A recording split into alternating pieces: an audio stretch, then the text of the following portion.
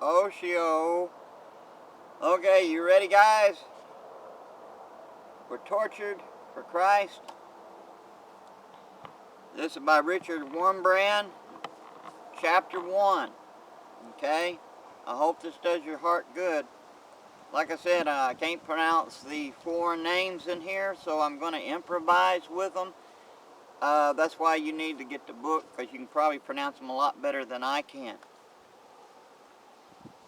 The Russians' avid thirst for Christ. An atheist finds Christ. I was orphaned from the first years of life, being brought up in a family in which no religion was recognized. I received no religious education as a child.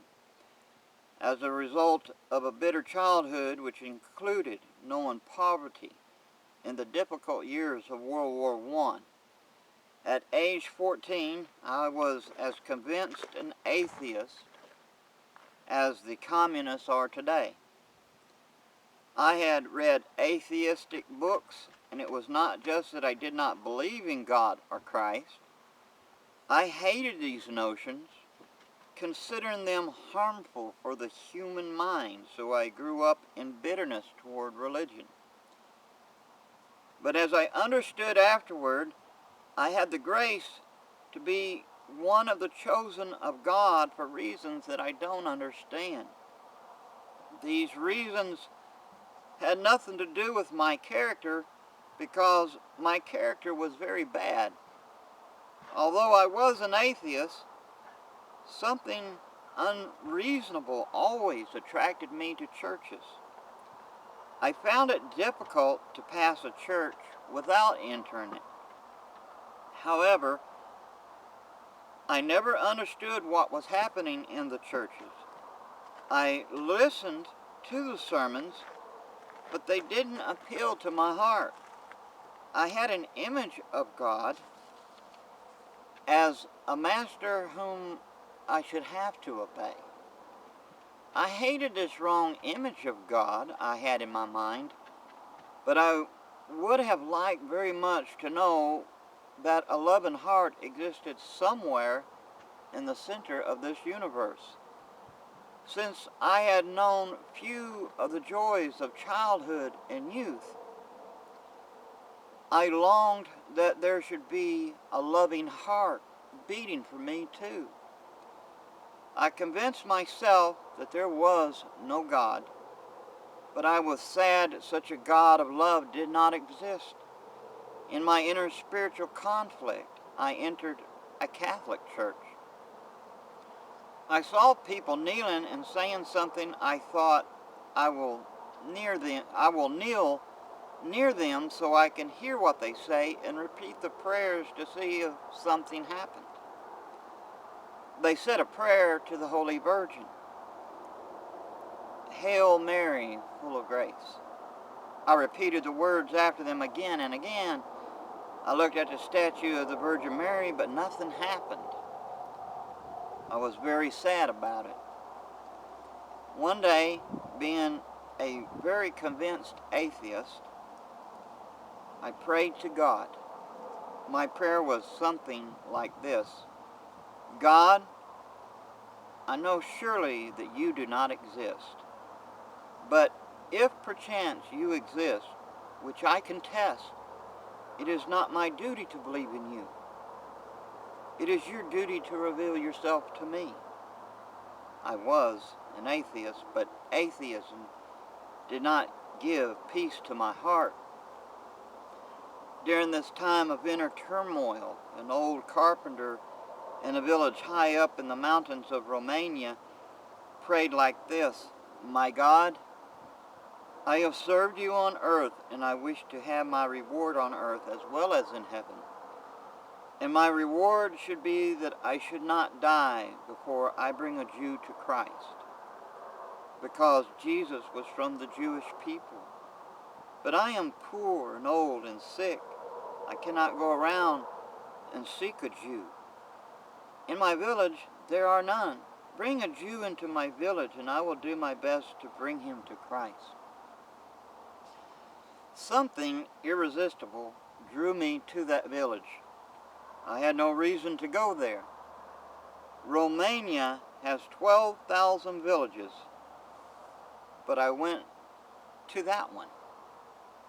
Seeing I was a Jew, the carpenter courted me as never a beautiful girl had been courted. He saw in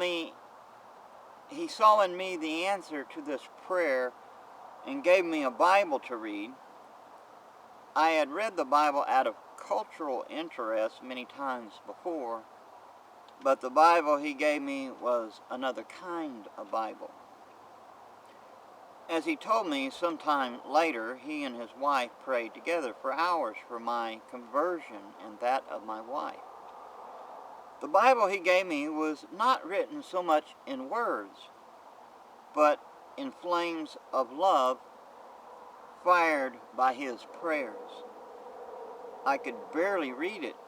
I could only weep over it, comparing my bad life with the life of Jesus, my impurity with his righteousness, my hatred with his love, and he accepted me as one of his own.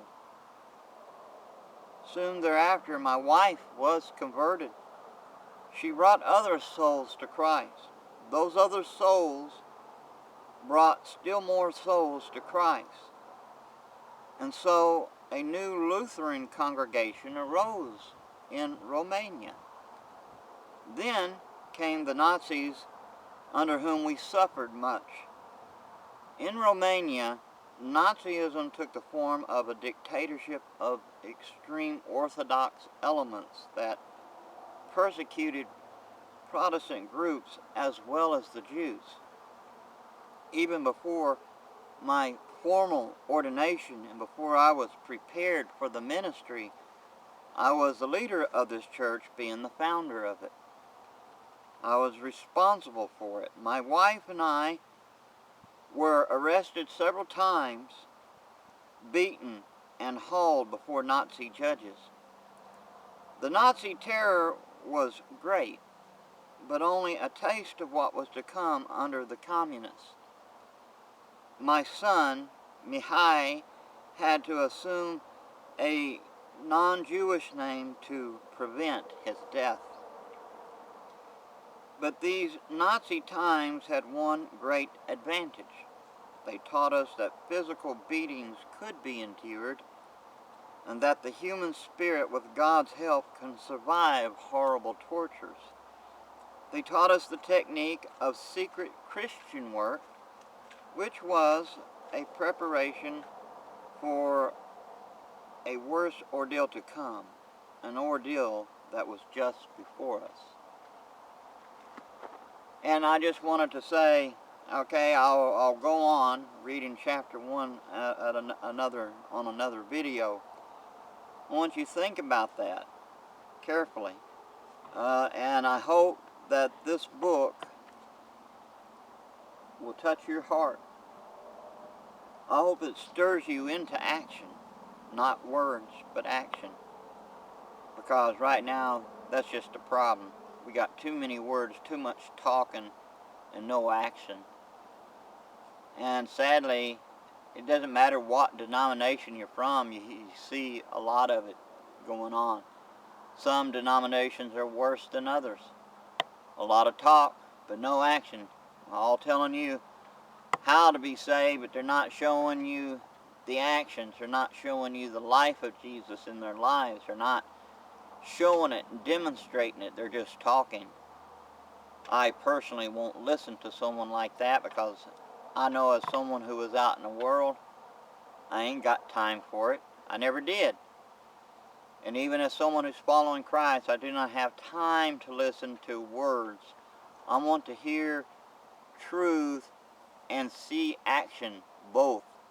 Not, it has to be, truth is demonstrated by actions. You know, by the fruits. And the actions, they all go together. So that's what you and I need to do. And so think about it. I will read more of this to you in another video. And again, I will do it just a little at a time, so that way you can think about it.